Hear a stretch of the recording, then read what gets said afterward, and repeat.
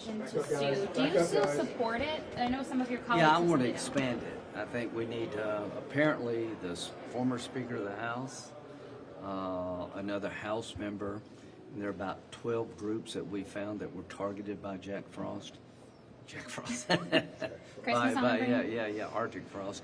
So without a remedy, there is no right. So they went after my phone. I did nothing to deserve that. They issued, a judge signed an order saying that if you told me about the inquiry about my phone records, I would be likely to intimidate witnesses or destroy evidence. That's legal slander. I am definitely going to sue. But those who've had their rights violated, if there's not a private cause of action, then they truly get away with it. So it's very important that people who've been abused by the government have a private right of action, and it's going to be well beyond the Senate. Now, what we did, the Senate has a contract with Verizon that they're supposed to tell us if anybody asks for our phone records. They didn't tell us. There's also a statute on the books about the Senate Sergeant of Arms that they're not to disclose Senate data even if there's a court order without telling us. That was violated, but there's no remedy. But the remedy I'm seeking is for all of those who were abused by Arctic Frost, all of those Republican groups like Turning Point, like the Republican Attorney Generals Association, the RNC. We found in the file that they were targeted.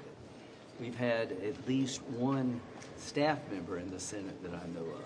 So I want to open this up so that all those who were targeted will have their day in court. It will be up to them and to me to prove that our rights were violated, but without a remedy, there is no right. What is your message to the House? What is your message to the House, though, because they're voting? They should expand it. They should expand. But they want to repeal it. Well, then I think we're making a mistake in the sense that we're not giving a remedy to people that were harmed.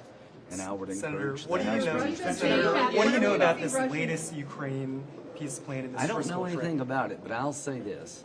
I hope there's a plan out there, but no plan will work unless Putin believes that we're serious about continuing to provide higher-end military aid to Ukraine.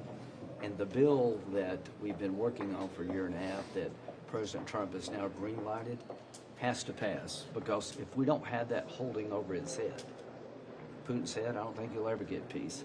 So I would urge the House and the Senate to pass this bill. Is it your understanding that the sanctions bill has to originate in the House? It does, but there's a shell that we could use in the Senate, but it's much easier not to have to discharge from the the Finance Committee, the House shell. They need to start it in the House. They've got a lot of co-sponsors. President Trump, I talked to him about this last night. This would give him leverage to get Putin to the table. Europeans seem like they're cut out of the negotiations of this bill, a potential peace plan. I don't even know what we're talking about, so I don't want to speculate. Senator Hawley himself, one of the 8 senators, he said he backed repealing the phone records. Well, I want to expand it, so there you go. Do you plan on suing for the full 500,000? Oh, far more than that. Why do you pick? You want to make sure that people who are going to issue subpoenas in the future against private citizens to get their phone records without a court order, without a warrant, have to think twice. And if the government doesn't pay, you're going to get more of this. So the only way you're going to prevent this in the future is for somebody to be held liable and the government pay. What do you think of MPS's visit to the White House? He's meeting with some senators I think it was great.